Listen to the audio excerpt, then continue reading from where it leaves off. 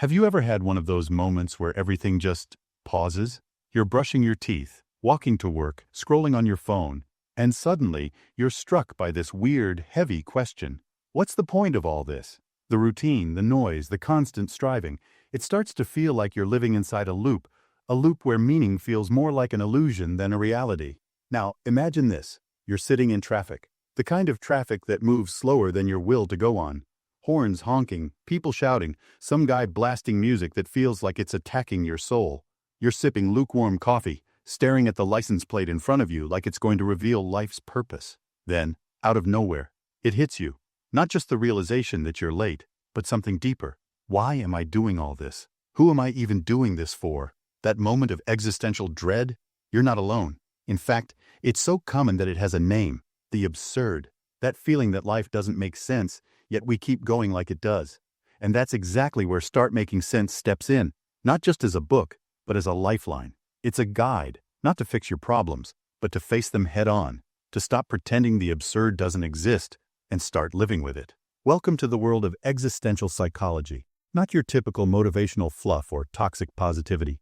No shiny slogans, no 5-step morning routines to manifest your best self. Just real, raw exploration of what it means to be human in a world that doesn't offer easy answers. It's not about escaping your anxiety, your fear of death, or your uncertainty. It's about learning how to dance with them. So why should you care? Because deep down, we all feel it. The quiet ache of disconnection. The search for purpose in a world that often feels like it's spinning out of control.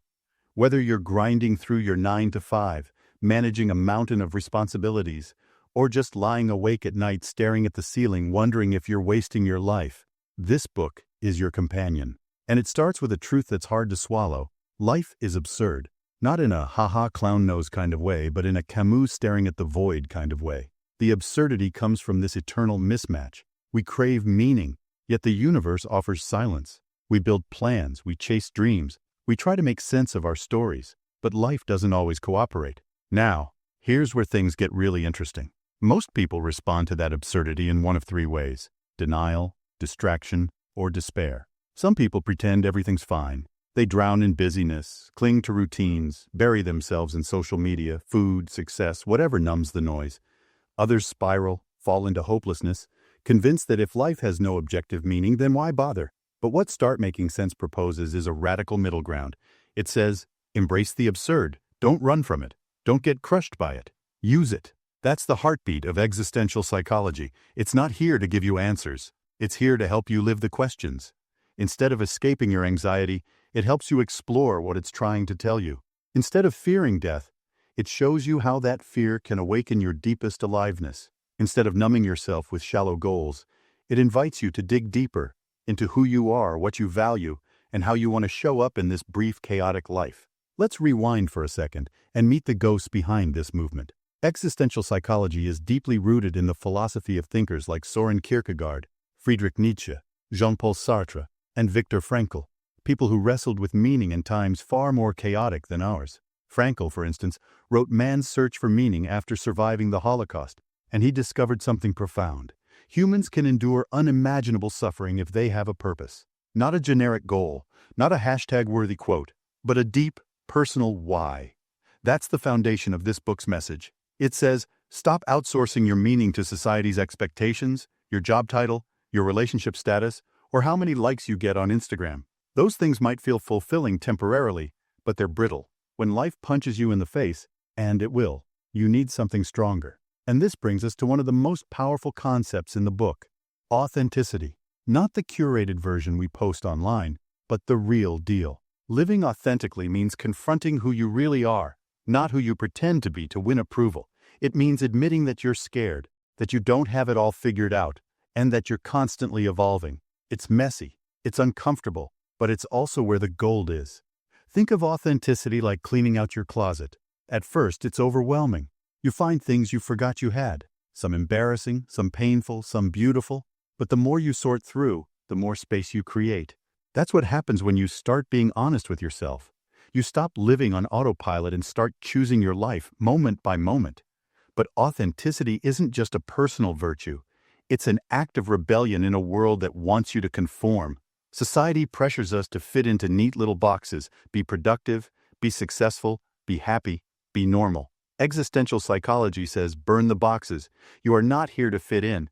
You're here to exist fully, to feel deeply, to question, to struggle, to create meaning, even if it scares you. Now let's talk about anxiety. Not the medical kind, but existential anxiety. That buzz in your chest when you think about how much time you've wasted. That ache when you realize you're not becoming the person you want to be. That whisper that says, "Is this it?" We usually try to silence it, but the book says, listen, because anxiety, when handled with courage, is not a weakness, it's a compass. It points to where you're out of alignment with your truth. Maybe that job that pays well but drains your soul is the source of your anxiety. Maybe it's that relationship where you feel unseen. Maybe it's the dream you buried because it felt too risky. Anxiety isn't the enemy. It's your soul knocking on the door, begging you to wake up. Of course, none of this is easy. Living an examined life isn't some Zen montage with incense and morning yoga. It's more like stumbling through the fog with a flickering lantern, bumping into your shadow and learning to love it. But here's the payoff. When you stop waiting for life to make sense and start creating meaning on your own terms, everything changes. You're no longer at the mercy of the world. You become an active participant in your own existence. Let me give you a real example. There's a story in the book about a woman named Carla. On the outside, she had it all: career success, a nice home, great friends. But internally, she felt like a hollow shell. She wasn't depressed in the clinical sense, she was just untethered. Until one day, her therapist asked her a simple but devastating question: "Whose life are you living?" That question shattered her. She realized she'd been chasing goals that weren't hers, living out her parents' expectations, society's scripts. So she stopped. Not overnight, but gradually. She started making art again, reconnected with people who made her feel alive, took a pay cut to do work that actually mattered to her, and slowly, life began to feel meaningful. Not because it got easier, but because she started living from the inside out. It's not a fancy concept. It's actually terrifying. Because when you strip away all the shoulds, all the expectations, all the filters, you're left with a pretty uncomfortable question. What do I really want? Not what my parents wanted. Not what my culture told me success looks like. Not what gets the most applause, but what I want, what lights up my soul. And here's the kicker. Most people have no idea how to answer that. That's because we've been conditioned to perform. From school to social media, we're trained to play roles, follow scripts, and look good doing it. But existential psychology throws all that out. It says, forget the script, write your own. And the pen? It's in your hand. This leads us to one of the core themes in Start Making Sense: freedom. Not the kind of freedom you get from a vacation or a late-night snack run. We're talking existential freedom, the kind that scares you because it means you're responsible for your life. You choose, you decide, you act. At first glance, that sounds empowering. But then the weight hits you. If you're free, there's no one to blame. Not your boss, not your upbringing, not even the universe. This isn't about guilt, it's about ownership. You might not control the hand you were dealt, but you absolutely control how you play it. There's a concept in the book called radical responsibility. It means owning your reactions, your values, your time, and yes, even your suffering. And no, that doesn't mean blaming yourself for everything that goes wrong. It means asking, what do I want to do with this pain, with this fear, with this absurdity? Let's take a minute to talk about pain, because existential psychology doesn't sugarcoat it. In fact, it welcomes it to the table. Not because suffering is noble, but because denying it disconnects you from your humanity. Pain isn't the opposite of life. It's proof that you care, that you're awake. This is where the teachings of Viktor Frankl shine again. He said, when we are no longer able to change a situation, we are challenged to change ourselves. Think about that. So much of our anxiety comes from trying to fix what's outside: people, politics, circumstances. But what if the real work is internal? In Start Making Sense, there's a powerful metaphor. Life is a canvas. You don't choose the size of the canvas. You don't even get to pick the colors life throws at you. But you do get to decide what you paint. Some people make masterpieces with the worst materials. Others waste pristine palettes. It's not about fairness. It's about intention. And here's where meaning comes in. Not as some cosmic truth waiting to be discovered, but as something you create. That's the biggest existential flex. You are the artist of your own meaning. Nobody else can do it for you. Let's make this practical. How do you actually start creating meaning in a world that often feels like it's drowning in chaos, noise, and nihilism? The book offers a few transformative tools, and the first one is values-based living. Values aren't goals. They're not checklists or finish lines. They're directions, like a compass. You don't achieve honesty or courage. You embody them every day through tiny decisions. The way you speak, listen, work, love. When you align your actions with your values, even when it's hard, life starts to feel more grounded. So how do you figure out your values? Start by asking these uncomfortable questions. What kind of person do I admire? And why? When do I feel most alive? What am I doing when I lose track of time? What moments from my past felt deeply meaningful? What am I willing to suffer for? Don't rush it. Sit with these questions. Journal. Talk them out. Meditate. The answers might not be flashy, but they'll be yours. Once you've identified your values, the next step is committed action. Existential psychology is not just about thinking deeply. It's about doing, even when you're scared, especially when you're scared. Because courage, as the book reminds us, is not the absence of fear. It's moving forward with fear. If your values are the compass, courage is the fuel. Here's where the idea of the existential leap comes in. Sometimes, you reach a moment where staying stuck is no longer an option. You know something needs to change. You don't have all the answers, but your heart is screaming, move. That's the existential leap. Quitting the job, leaving the toxic relationship, starting the thing you've been too scared to try. It's never easy, but it's necessary. Because staying safe often means staying numb, and numbness, over time, turns into quiet despair. One of the most moving stories in the book is about a guy named David. He spent 10 years in a finance career that made him miserable, but he stayed because it was stable, respectable, familiar. Until one day his friend asked him a brutal question. If your life was a movie, would anyone watch it? That question haunted him. Not because he wanted to be dramatic, but because he realized he was living a story he didn't even like. So he jumped. He didn't have a perfect plan. He just knew he wanted to write, so he started a blog. It grew, slowly. He struggled. He doubted, but he kept going. 5 years later, he's not rich, but he wakes up excited, fulfilled, alive. That's the power of the leap. It's not about being fearless.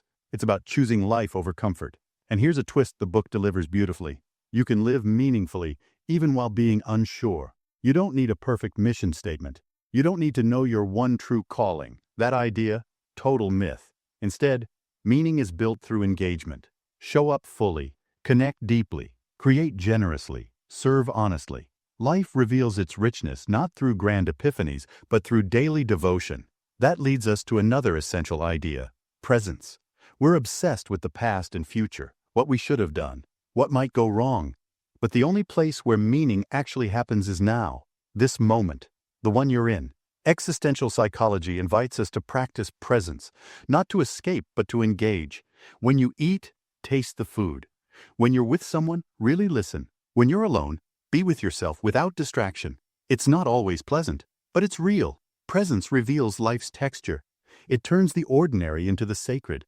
A cup of coffee, a laugh with a friend, a quiet walk. These moments, when noticed, become the soil where meaning grows. Now, let's not forget one of the book's boldest assertions. You are going to die. Not as a scare tactic, but as a wake-up call. Death is not the enemy of life. It's what gives life urgency. When you realize your time is limited, priorities shift. Trivial worries fade.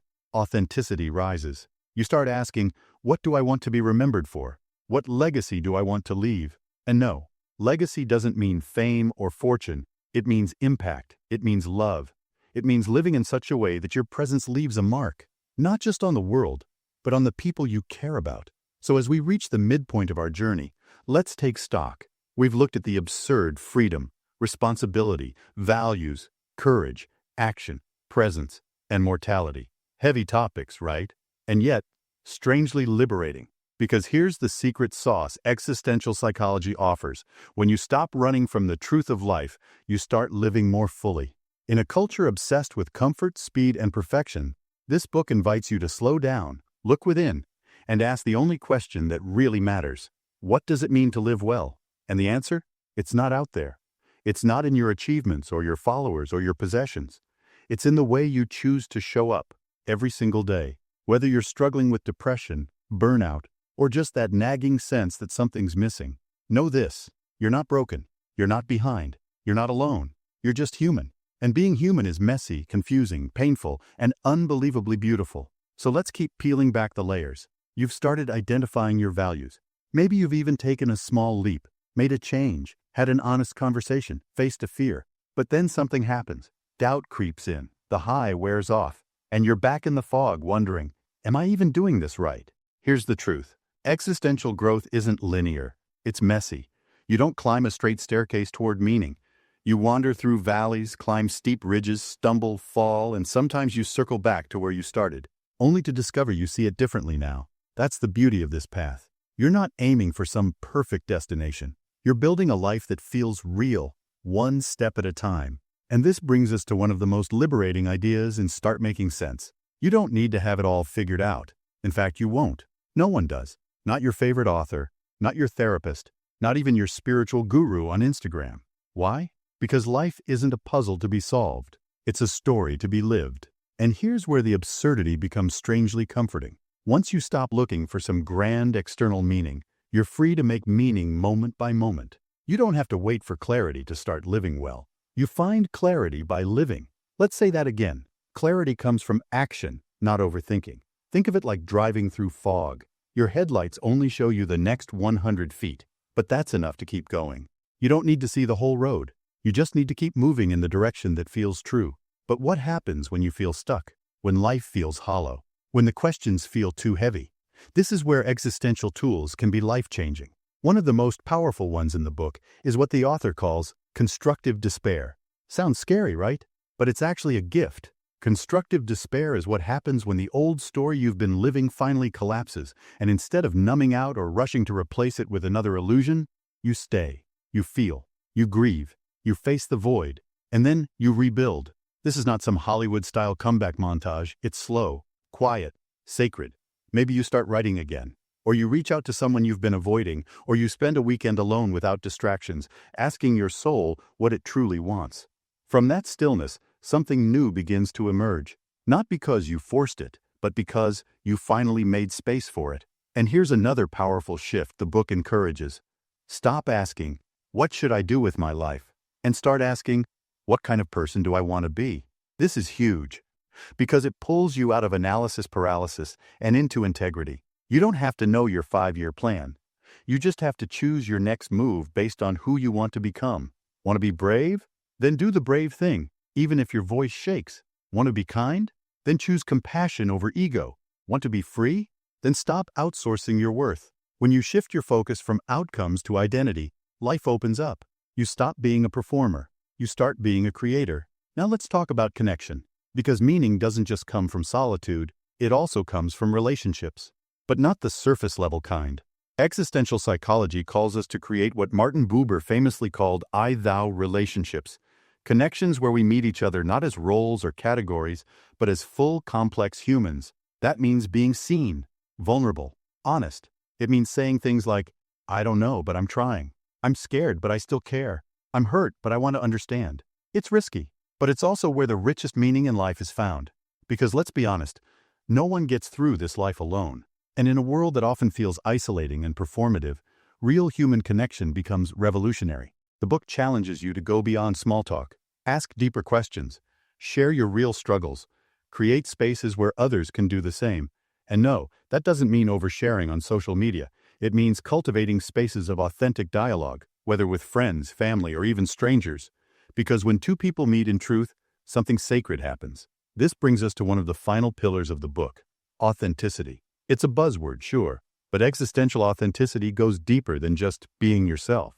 It's about being true to your freedom, your responsibility, your mortality, and your capacity to create meaning. It means refusing to numb out, even when it's easier. It means saying no to things that look good but feel hollow. It means doing the work, even when no one is watching.